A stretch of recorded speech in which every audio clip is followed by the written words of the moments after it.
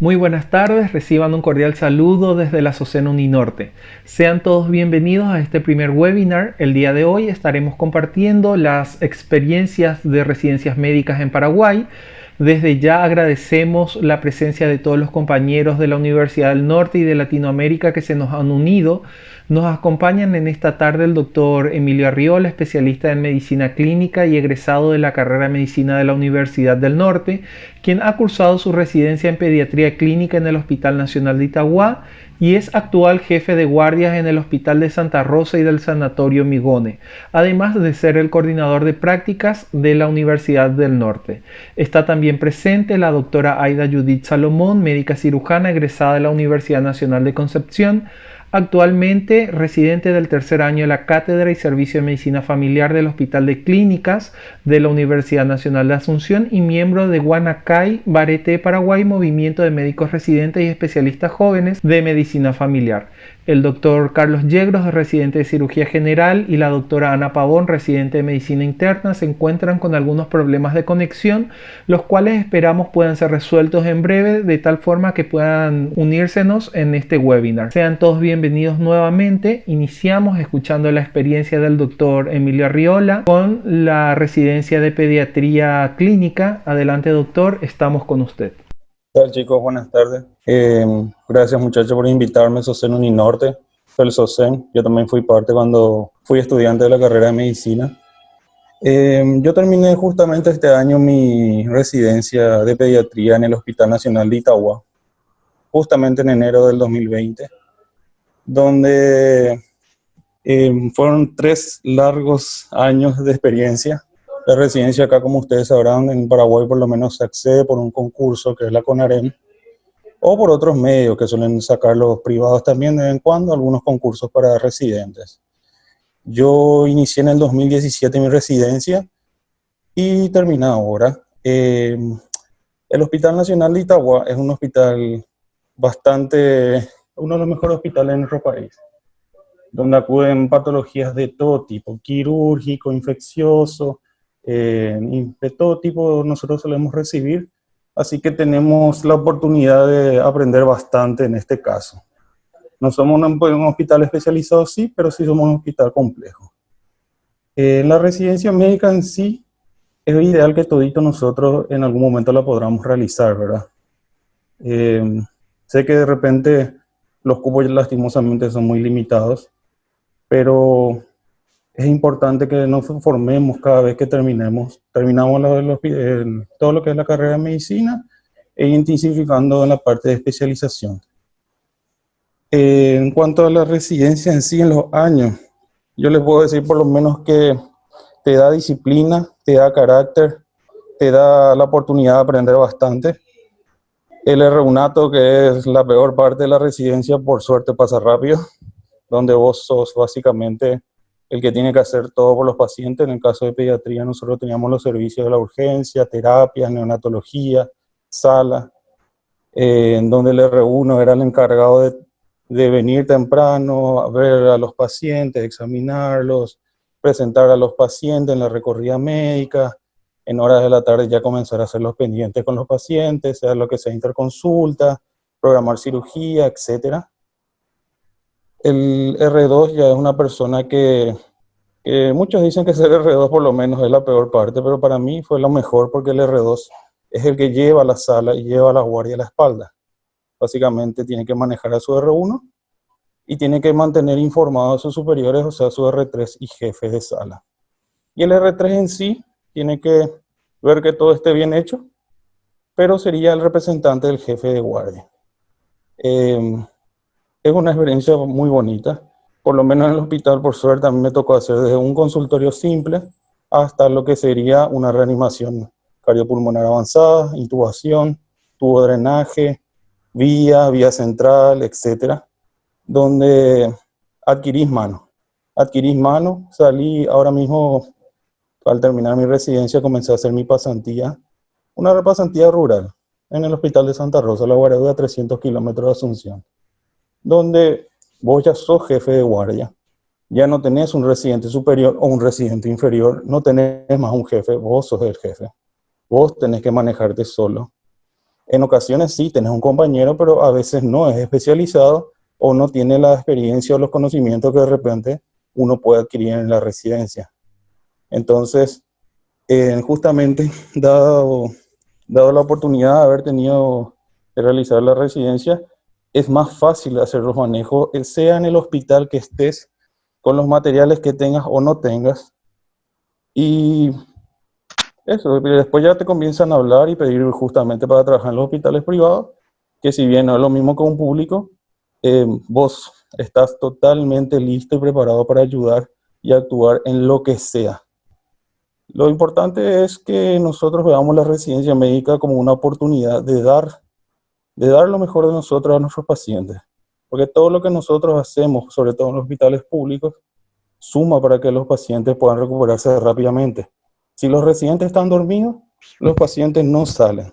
Si los residentes están atentos, despiertos, preocupados y ocupados por el paciente, sobre todo en pediatría, que los pediatras somos muy considerados bastante argeles en el sentido de que los pacientes son más delicados, porque un niño, así como se recupera rápido, puede lastimosamente decaer rápidamente. Entonces nosotros no tenemos mucho margen de error en pediatría. Eso es básicamente lo que les puedo decir de la residencia médica. Después, si ustedes quieren hacer otras preguntas sobre la parte de neo, sobre la parte de sala, qué esperan encontrar, cómo son los pacientes, los desafíos, adelante, estoy dispuesto a las preguntas. Muchísimas gracias, doctor. Las preguntas las vamos a realizar una vez compartidas todas las experiencias a través del chat y damos la palabra ahora a la doctora Aida. Por favor, doctora, adelante. Muy buenas tardes a todos, ¿qué tal? Yo soy Aida, todavía soy residente. Estoy haciendo el tercer año de medicina familiar en el Hospital de Clínicas de la Universidad Nacional de Asunción. Yo les voy a hablar de mi experiencia sobre medicina familiar, pero antes de hablar de mi experiencia, quiero darles el enfoque que implica ser un médico de familia, porque de repente muchas veces no se entiende qué hace el médico de familia o cuál es la función del médico de familia, siendo que hay muchos especialistas o que implica muchas especialidades. Entonces quisiera decirle que el médico de familia va mucho más allá de ver simplemente la parte de la afección o de la enfermedad como tal. El médico de familia abarca tres esferas en la persona. Abarca una parte biopsicosocial. La parte bio se refiere a las enfermedades como tal, la parte psico, que sería la parte psicológica de la persona, la personalidad, y la parte social, que sería el entorno en el que se desarrolla. O sea que se le estudia a la persona de manera integral y no solamente las enfermedades. Entonces la visión que tenemos es un poquito más amplia, nos especializamos más en la persona que está sufriendo esa patología en ese momento. Entonces, hablando de mis experiencias como residente en medicina familiar, yo inicié en el 2018. El Hospital de Clínicas tiene un examen aparte que se rinde justamente en el hospital y uno rinde por especialidades. O sea, yo elegí rendir por medicina familiar y rendí un examen específico de medicina familiar. No es como en la CONAREN, en donde tenés que estudiar todas las especialidades y todos rinden el mismo examen. O sea, ahí se diferencia un poquitito.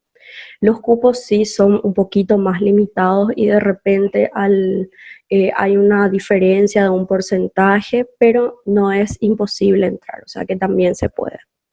Entonces, a través de eso, yo ingresé, yo soy de la Nacional de Concepción, tampoco tenía esa ventaja que tienen los residentes de la Nacional de Asunción, pero igual entré en el cupo en ese año. Normalmente el médico de familia ve al ser humano desde el inicio de su vida hasta el final.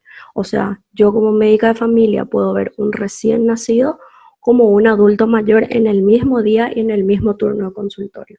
Es una visión muy global, es algo que nunca te vas a aburrir en el consultorio de medicina familiar, porque te puede entrar un niño recién nacido de una semana, que sí vemos que se van a hacer sus controles de niño sano en los consultorios de Sajonia, en este caso en medicina familiar, y luego de él te entra un adulto mayor de 70 años con múltiples patologías ya. Entonces, es un actuar muy dinámico tenés que conocer mucho de todos y sobre todo tratar de ese contexto, de esa afección que tiene ese paciente, llevar al siguiente nivel, abarcar toda la esfera biopsicosocial, porque muchas veces nosotros podemos darnos cuenta de que una afección física de la persona no solamente está relacionado con eso, sino que hay mucho más detrás o mucho más de fondo, ya sea en la persona misma o en la familia, que puede manifestar esa afección en ese momento. Entonces está muy bueno poder darte cuenta de eso, poder explorar, poder indagar.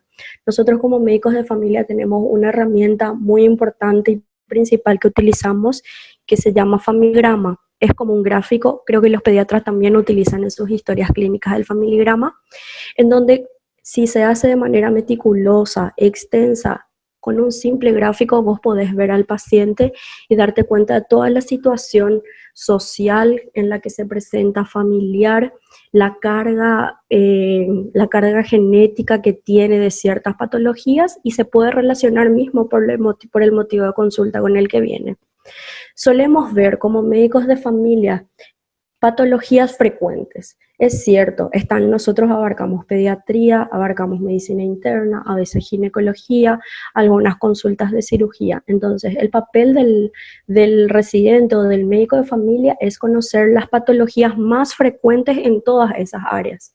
Entonces, conocer de manera superficial. Ahora, a lo muy profundo sí, uno ya se da cuenta y sabe que sobrepasa el nivel en el que uno está y le deriva al especialista, pero normalmente se hace el manejo de un 90% de las patologías que se pueden resolver en el consultorio de medicina familiar. Como había dicho el doctor Emilio, la residencia te forja, te crea un carácter, te da más seguridad. ¿Para qué? Para que vos en el día de mañana te encuentres solo en una guardia, o seas un jefe de guardia, o un jefe de sala, o un jefe de consultorio, o estés solo haciendo tu consultorio en otros lugares y tengas la capacidad de resolución, porque la residencia lo que te da es esa experiencia, ese roce con el paciente, con las situaciones que muchas veces vos podés saber mucho de la teoría, leer mucho en el libro, pero vivirlo en la situación real es muy diferente. Entonces es muy importante, si es que se puede acceder en ese momento, elegir una residencia y poder hacer, porque te va forjando como médico. Realmente el médico se va formando en la residencia. Aparte de todo, quería comentarles, justamente en mi currículum había mencionado que soy parte de un grupo que se llama Huayna Caimbarité Paraguay. El grupo Huayna Cai es es un movimiento de médicos residentes y de especialistas jóvenes de medicina familiar. Eso es un espacio muy importante que te da la especialidad de medicina familiar o la residencia como tal, porque es un espacio en el que los médicos jóvenes, los residentes, se pueden juntar, pueden hablar de sus experiencias. Este movimiento también te da posibilidades para hacer intercambios en otros lugares. Yo el año pasado fui a México por 3 semanas a hacer una pasantía precongreso previo al Congreso Iberoamericano de Medicina Familiar.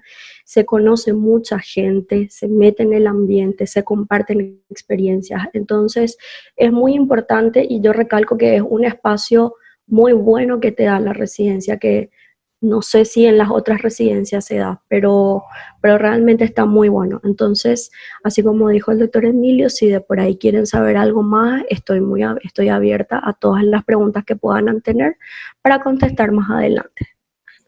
Gracias. Muchísimas gracias, doctora. Ya se encuentra también con nosotros el doctor Carlos Yegros. Él es médico egresado de la Universidad Nacional de Asunción. Es actualmente residente del segundo año de la residencia de cirugía general en el Hospital de Itagua. Ha realizado intercambio en el Hospital 2 de Mayo, en el Servicio de Cirugía General en Perú en el año 2016 y un intercambio clínico en el Hospital Clínic en el Servicio de Oftalmología en Barcelona en el año 2017. Adelante, doctor, con usted. Hola, muy buenas noches. Quiero saber si me escuchan, por favor. Sí, doctor. Hola. Sí. Bueno, ¿cómo están? Yo soy el doctor Carlos Yegros. Soy residente de segundo año del Hospital Nacional de Itagua en el Servicio de Cirugía General. Básicamente, lo que me pidió Igor era comentarles cómo y de qué se trata la residencia, ¿verdad? ya comentaron que tenemos que hacer un examen de ingreso que está encargada, de la cual está encargada la CONAREM, ¿verdad? Dependiendo del puntaje en el que quedes, vas a poder tener tu oportunidad de elegir una plaza y a la par de que vayan terminando las plazas, os digo, a la par de que vayan eligiendo, van terminando las plazas, ¿verdad? La residencia en el Hospital Nacional tiene un horario de lunes a viernes de 7 a 5 de la tarde y los sábados y domingos, o sea, los domingos se trabajan por guardia, ¿verdad? Y los sábados de 7 a 12 del mediodía. ¿Qué pasa? Que requerimos un poquito más de tiempo nosotros, los de cirugía, porque empezamos a las 4 de la mañana o el tiempo que sea necesario antes de terminar a las 6 de la mañana, todas las curaciones, indicaciones, recetas y evoluciones. Por eso llegamos un poquito antes, porque se ingresa a cirugía a partir de las 7 de la mañana. El residente de primer año es el encargado de hacer todos los planes que tiene un paciente. ¿Qué vendría a ser eso? Estudios, tendrían que hacerles estudios, interconsultas y todo lo que requiera el paciente para estar óptimo para entrar al quirófano. El residente de segundo año, en nuestro caso, se encargan de ver que todos los planes estén hechos, controlar que la carpeta del paciente esté bien y ayudarle al R1 a enseñarle lo que aprendió y ayudarle a hacer algunos planes que todavía no están pudiendo lograr. Y el R3, sí, residente de tercer año, es el encargado de ya entrar a todas las cirugías. Gracias a Dios, a nosotros nos dejan ingresar bastantes cirugías y realizar bastantes cirugías, ¿verdad? Siempre bajo supervisión de algún jefe, ¿verdad? Hay reuniones científicas 2 veces por semana en donde lastimosamente ahora por el COVID no estamos pudiendo realizar como se debe, porque ahí sí se le invita a todos los residentes del servicio a realizar su recorrida desde la cama 1, ¿verdad? Nosotros tenemos divisiones en donde está la urgencia, el sector de mujeres y sector de hombres, ¿verdad? Estamos con 28 camas en cada bloque y en urgencias tenemos la cantidad de pacientes que llegan, ¿verdad? Dependiendo de la patología de cada paciente, el jefe general, el doctor Sotomayor, es el encargado de hacer la recorrida general, nos hace las preguntas de la patología de nuestros pacientes y si vamos respondiendo, sube de nivel, digamos, en cada pregunta, ¿verdad?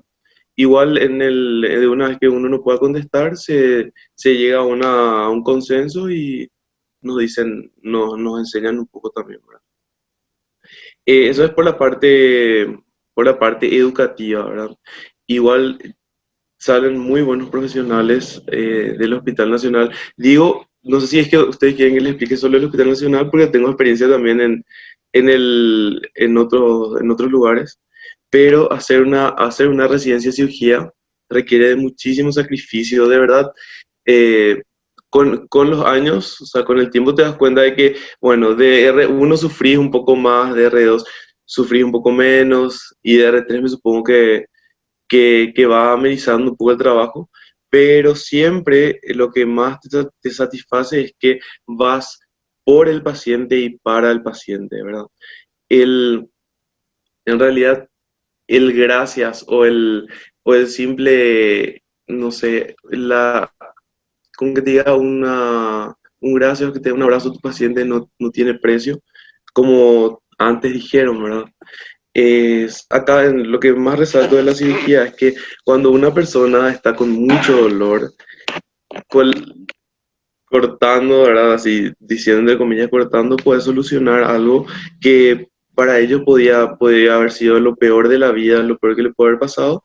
Y de verdad que con una cirugía se curan, ¿verdad? Al día siguiente están espléndidos y se van a su casa y para mí es una satisfacción. Obviamente que tiene bastante lectura detrás, el cortar nomás, ¿verdad?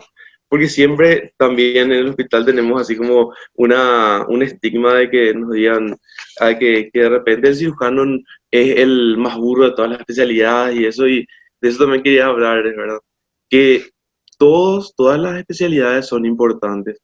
Acá no importa qué especialidad hagas con tal de que puedas realizar una residencia, porque como estuvo diciendo la doctora recién, la residencia te forma no solamente en lo científico ni en lo profesional, sino que como persona, ¿verdad?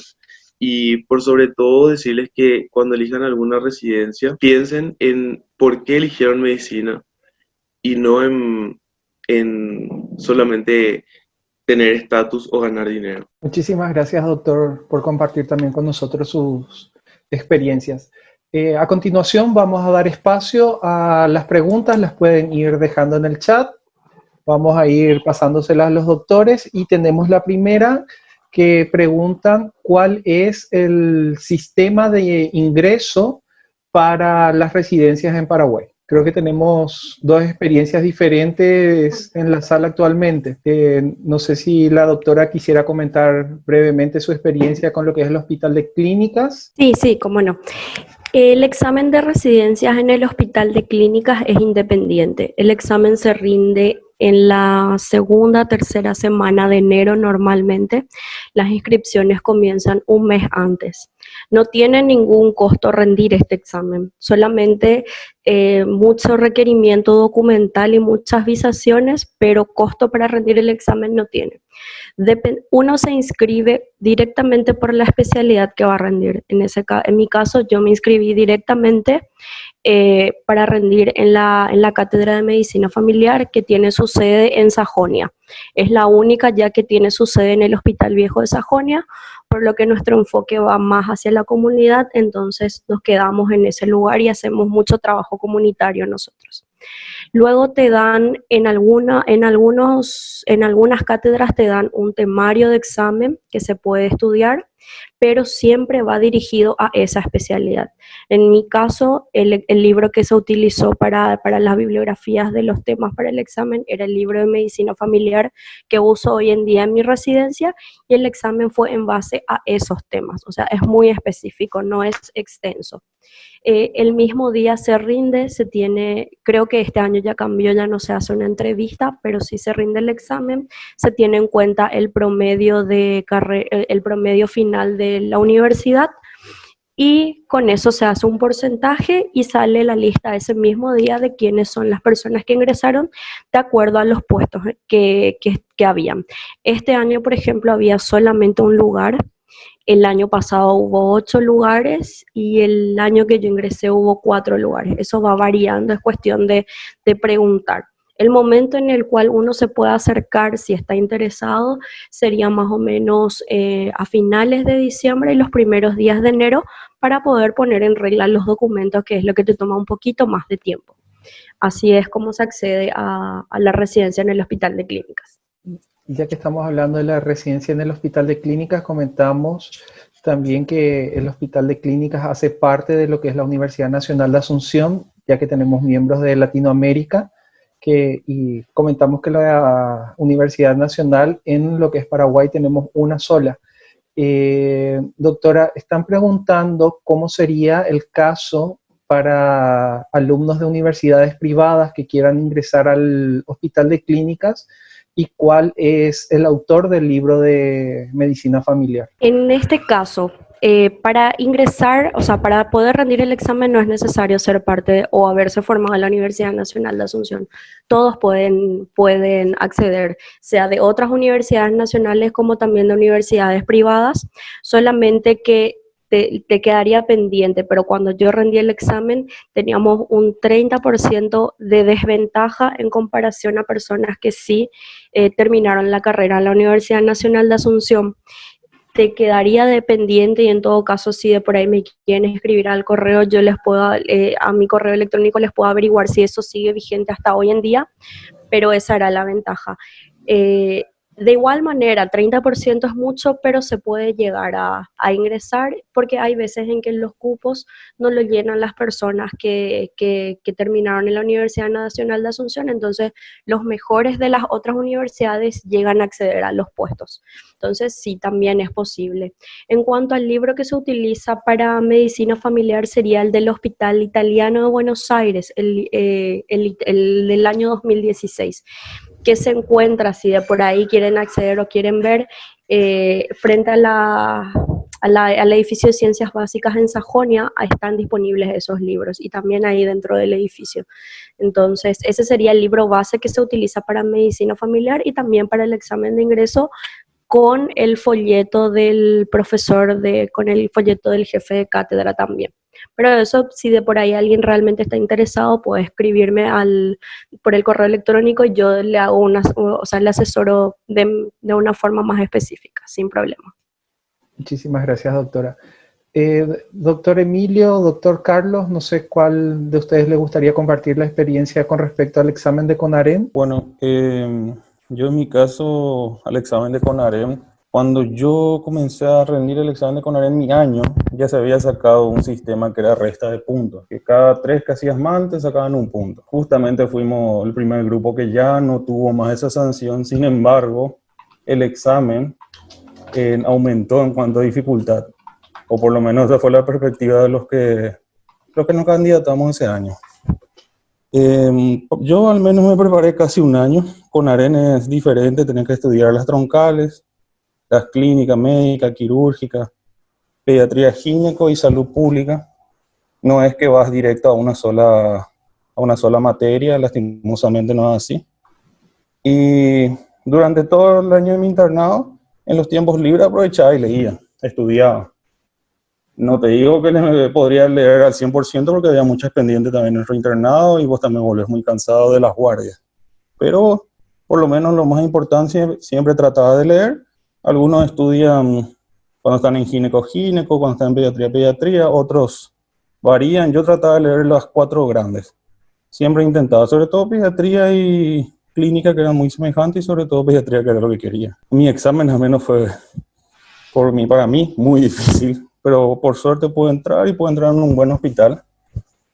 Y agradecido por haber estado donde estuve, en el Nacional de Itagua, que realmente me formó bastante bien. Para los que quieren hacer pediatría, el Nacional es una muy buena opción.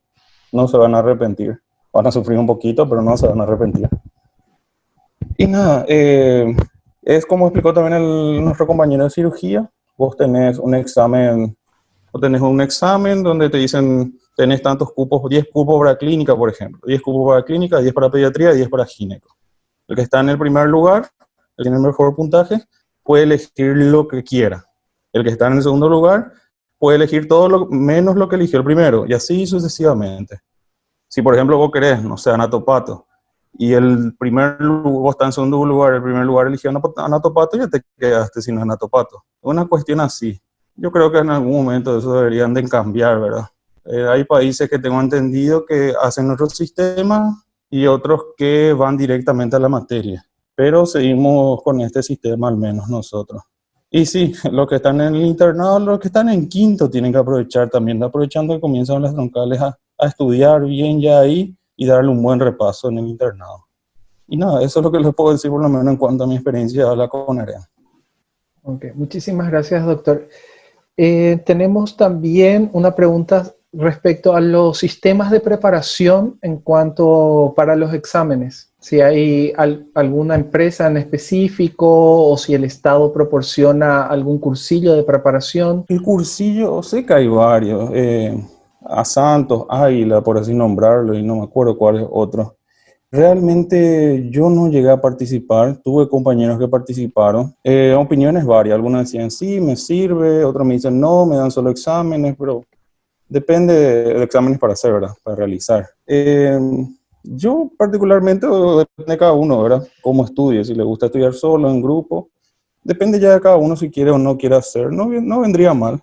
Es más, hay universidades, tengo entendido, que hacen cursillos pre-CONAREM a sus alumnos. Es una cuestión que yo también quise implementar en la Uninorte en algún momento, pero nunca pude concretar de momento, pero lo haremos en alguna vez.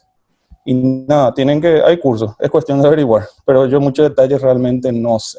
No sé si los otros compañeros conocerán. Lo mismo conmigo, yo hice un cursillo en un privado que es el doctor Santos, que queda en San Lorenzo. Sé que existen otros cursillos privados, pero en realidad acá no importa en dónde hagas un curso externo, ¿verdad? Lo importante acá es que te enfoques bien en lo que quieras y estudiar nada más, porque al final es relativo. Un examen es un examen no por desmeritar, pero bastante a la suerte, por decirlo así, ¿verdad? Obviamente, tiene lo suyo, hay que leer, hay que prepararse, pero también justo te puede haber salido alguna pregunta que estudiaste y bueno, te puede ir mejor, ¿verdad? Entonces, el consejo para mí es que si es que tienen algunos test para practicar de años anteriores, pueden ir guiándose con eso, pero nunca pensar en que pueda llegar a salir a sí mismo o cosas así que mentira, o sea, para mí sí es mentira, o sea, en mi año al menos no pasó, ¿verdad? Muchísimas gracias. Tenemos una pregunta que va para los tres y preguntan que cuál ha sido el caso más relevante que les ha tocado atender durante sus residencias. El doctor Carlos Llero, como yo, sabrá que todos nos llegan en el hospital y clínica también se quedó una buena fuente de pacientes extraños. Bueno, yo tuve desde mal formado hasta pacientes que llegaban con una hidrocefalia de la gran 7 y lastimosamente nuestra sociedad un poco ignorante. Y una mamá una vez me vino a consultar, un bebé, tenía menos de un mes, vino a consultar porque su vecina le dijo que su cabeza era muy grande. O sea, que jamás se percató que tenía una hidrocefalia y cosas así. Tuve mal formado, tuve paciente con agenesia pulmonar, tuve gangrena de Fournier en un paciente lactante. Casos hay varios, muchísimos, hay muchísimos que nos marcan. Por lo menos en mi caso tuve una gran variedad. Sí, en mi caso lo mismo, es como que en cada guardia encontrás algo nuevo, ¿verdad?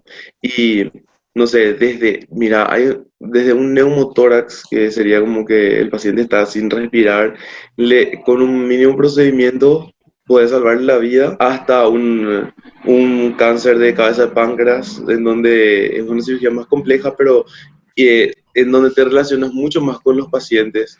Y sabes que lo que llama la atención acá es que en realidad le llevas como si fuese un familiar más y es sin querer, o sea, vos te entras al paciente sin querer, con sus familiares, con todo y lo peor de todo es que le pasa algo, ¿verdad? Algo que vos no querés y de repente vos y todos sentís, pero no tenés que demostrar en el momento porque sos el residente, porque sos el médico que le estás llevando y de verdad que es bastante, te choca bastante, pero bueno, sos un familiar más en ese momento. Así que todos los casos son bastante relevantes para un residente en realidad. Sí, y en mi experiencia, que voy por muchas especialidades, es aún un poco más diversa, por decir de alguna manera, pero sí hubo un caso que realmente recuerdo hasta ahora y me tocó mucho, me llegó mucho cuando estaba haciendo el primer año de residencia y estaba rotando por medicina interna.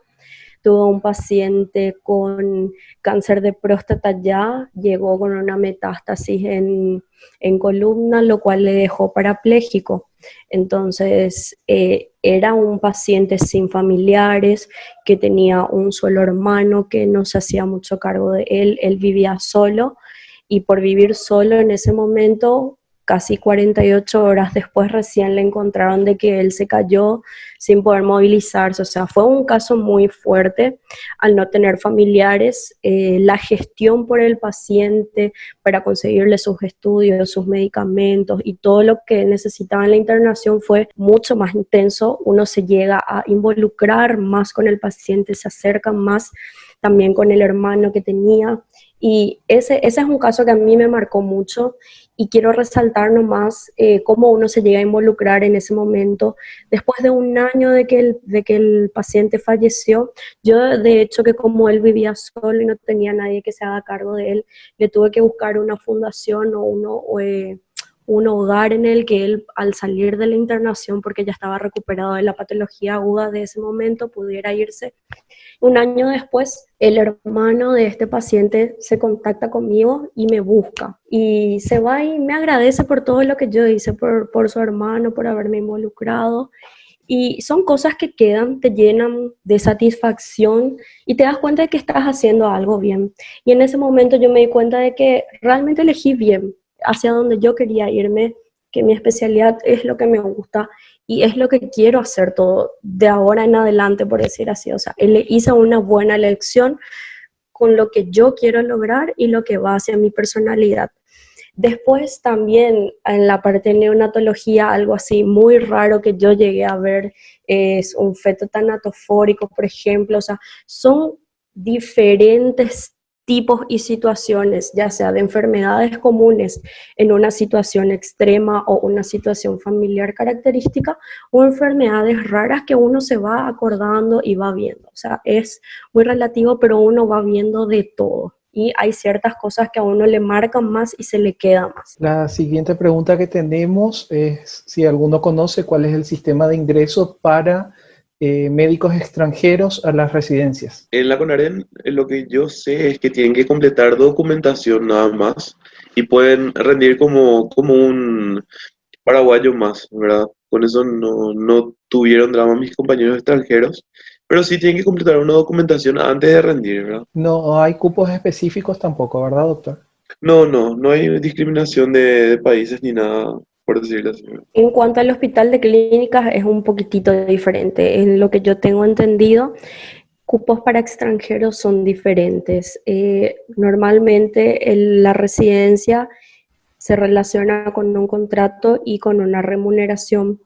Si mal no entiendo, pero no estoy muy metida en ese tema, pero creo que se le ofrece una beca a los extranjeros. De igual manera, tienen que rendir el examen y si llegan a cubrir los cupos disponibles, no tienen remuneración, pero pueden hacer la residencia. Y también aclarar nomás, Igor, que hay también sanatorios que suelen ofrecer residencias por carpeta, sobre todo vi que de medicina familiar, no sabría decirte exactamente cuáles, pero siempre suelen salir esas opciones, como para que tengan en cuenta también los compañeros. Normalmente veo que es de medicina familiar. No sabría decirte si habría otra especialidad. Sí, medicina familiar y también creo que es oncología, lo que el Hospital Bautista suele ofrecer de forma particular y también a través de CONAREN se puede acceder al Hospital Bautista. Y el Sanatorio Adventista tiene su concurso también privado que es para residencias de medicina familiar. Cuestión de averiguar en esos lugares en específico, pero de los privados que yo sé también es eso.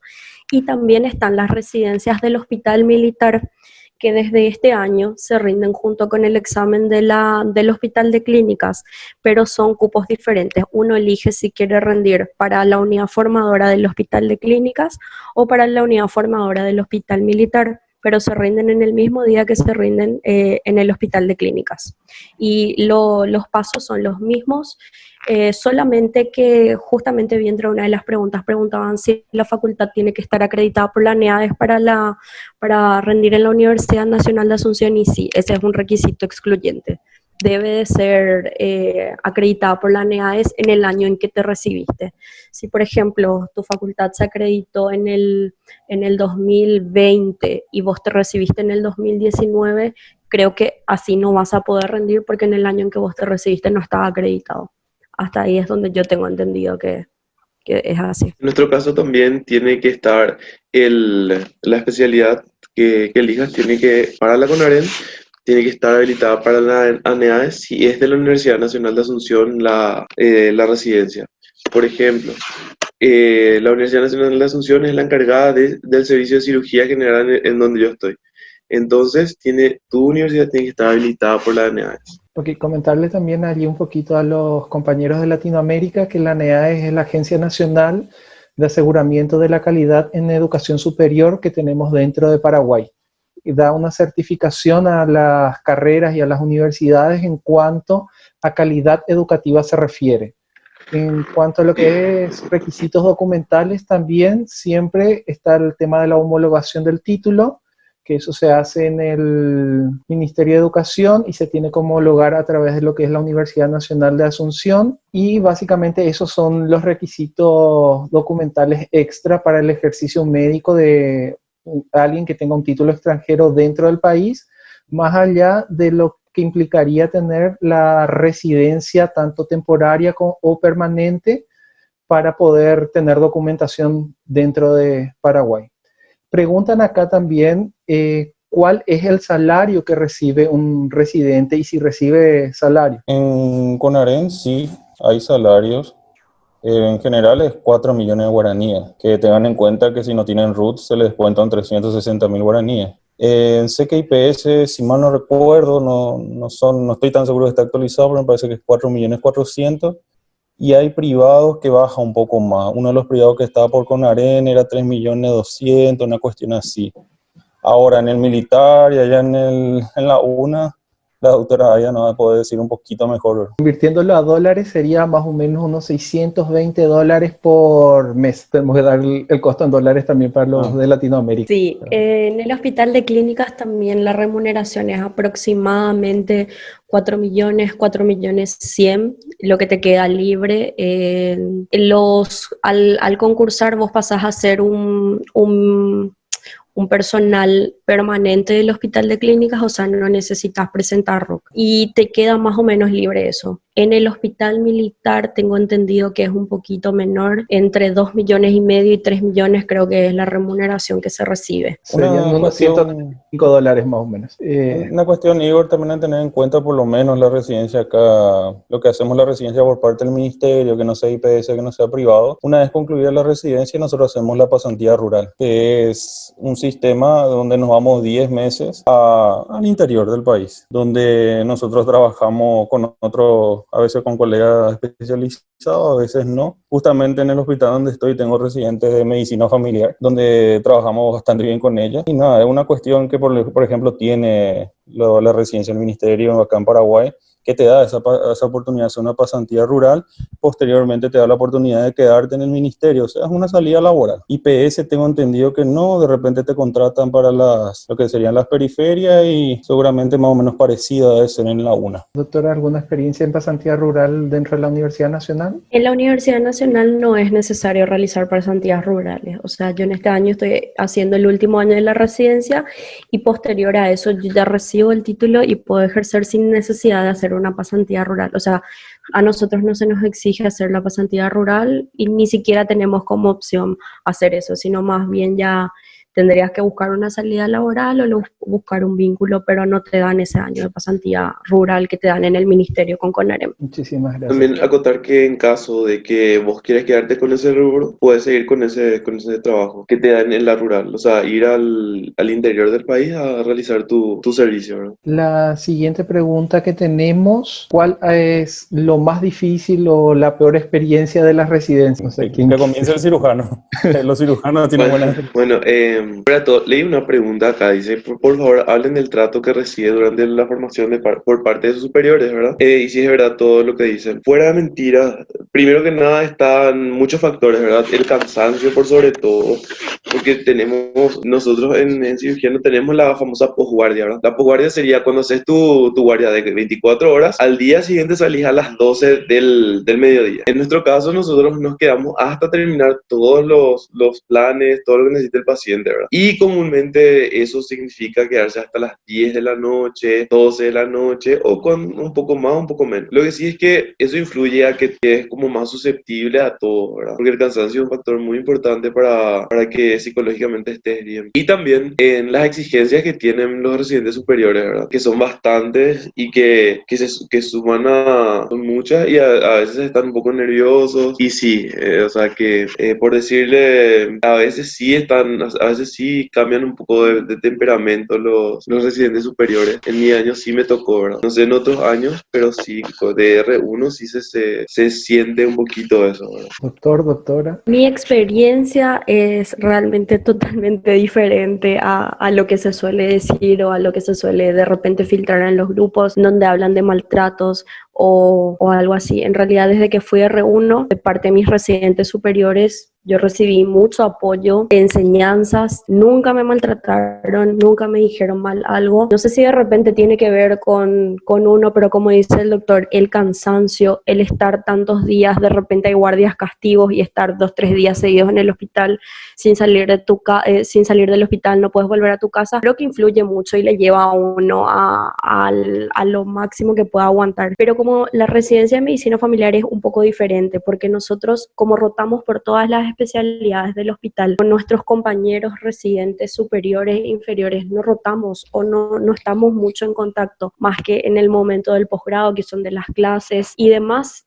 no se da ese caso, por decir así. Entonces es un poco diferente la experiencia que se tiene en medicina familiar, porque no estás mucho tiempo con tus pares residentes, sino más bien con pares residentes de otras especialidades. Vos pasás más tiempo con compañeros de otras especialidades que con tus mismos compañeros, dependiendo del grupo, de qué tan grande sea el grupo que te toca rotar. En mi año fuimos 4, entonces casi no nos juntábamos entre nosotros y, como te digo, nos encontrábamos en los consultorios de medicina familiar y en ese momento en el que estábamos juntos no se percibía. Eso es lo que yo les puedo hablar desde mi experiencia. Igor, y sabes que quería acotar también algo. El tema es que para hacer una residencia tenés que ser bastante fuerte emocionalmente, ¿verdad? Si es que no te sentís preparado para hacer la residencia por algo de motivo en que en algunas circunstancias así que estés, no hagas nomás, espera el otro año, no va a pasar nada, en serio no va a pasar nada. Les digo porque yo tengo en mi caso, mis hermanas son médicas también y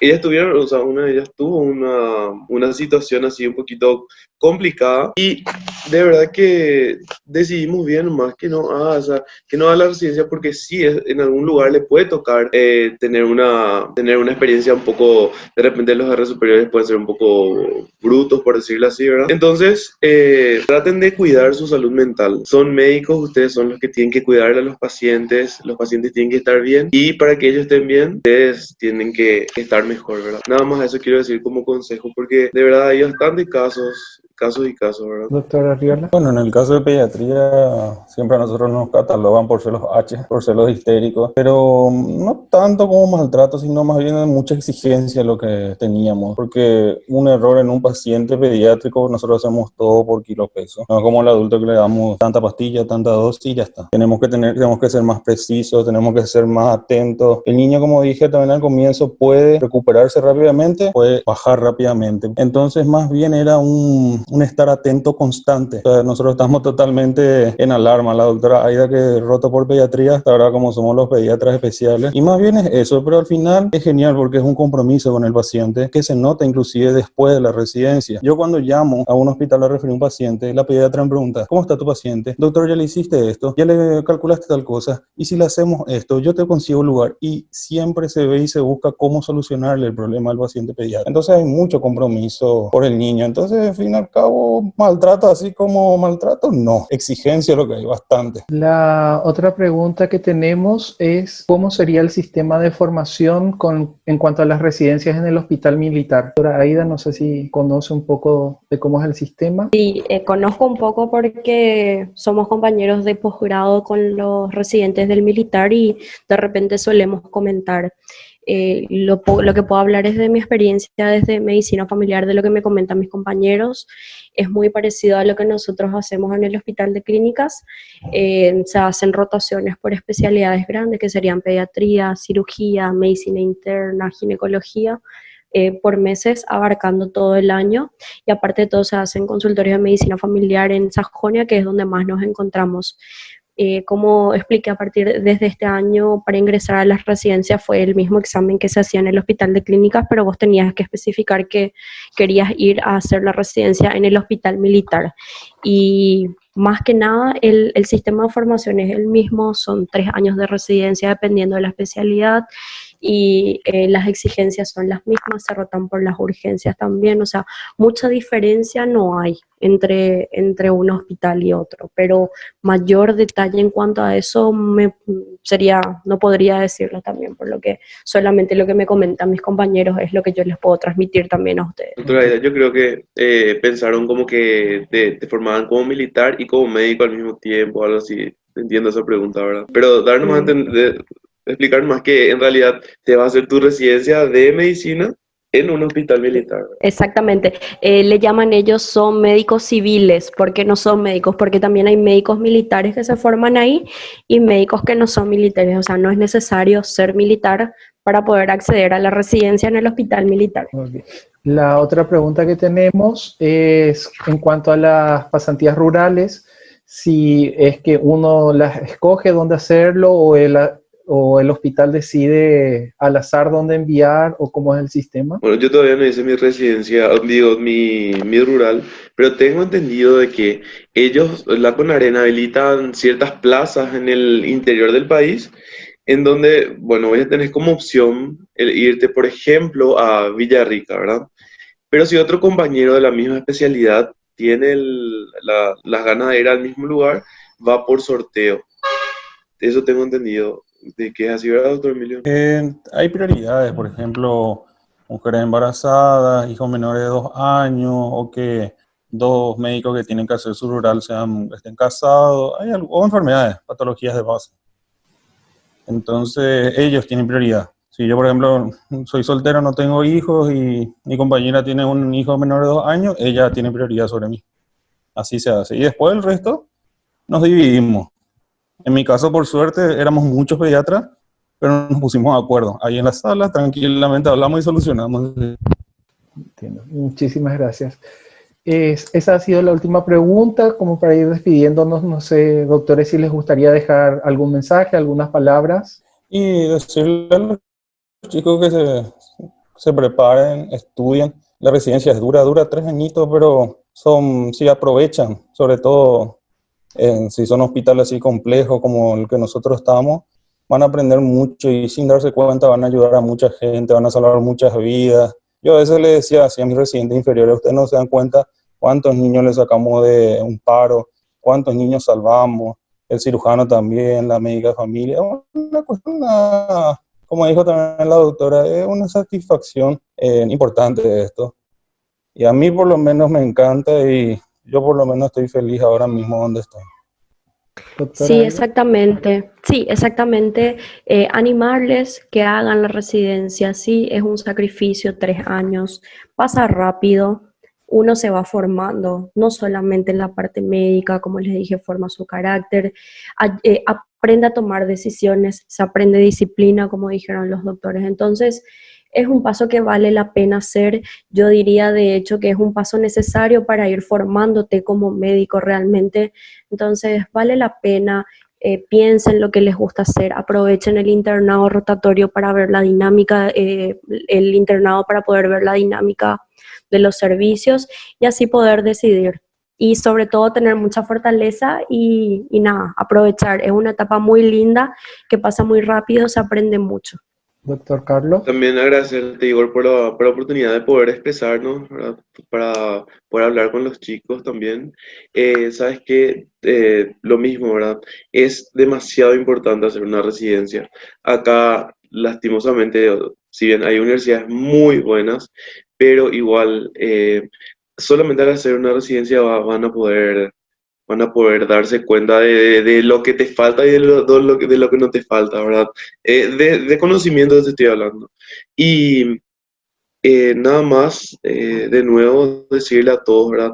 Elijan las especialidades que más quieran, que igual si es que en un año no está esa especialidad, elijan igual, pueden probar el próximo año, pero hagan lo que a ustedes les guste. Desde ya a todos los que han compartido con nosotros este webinar, queremos agradecerles desde la Asociación Uninorte. Queremos también invitarles para las próximas ediciones de los webinars que vamos a estar teniendo.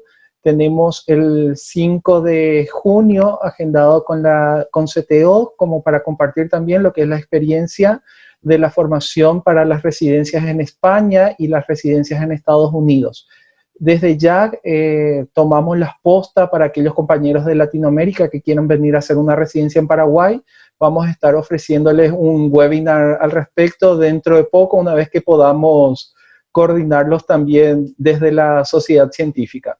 Una vez más, gracias también a la doctora Aida, al doctor Carlos, al doctor Emilio por el tiempo que han invertido en compartir sus experiencias con nosotros y más que nada también animarlos a todos a pensar en qué quieren formarse y ir preparándose para ese camino que va a ser los exámenes y posteriormente aguantar un poco las residencias. Como hemos visto, han habido bastantes particularidades dentro de cada una y más que nada, una vez más, gracias. Que tengan buena tarde a todos.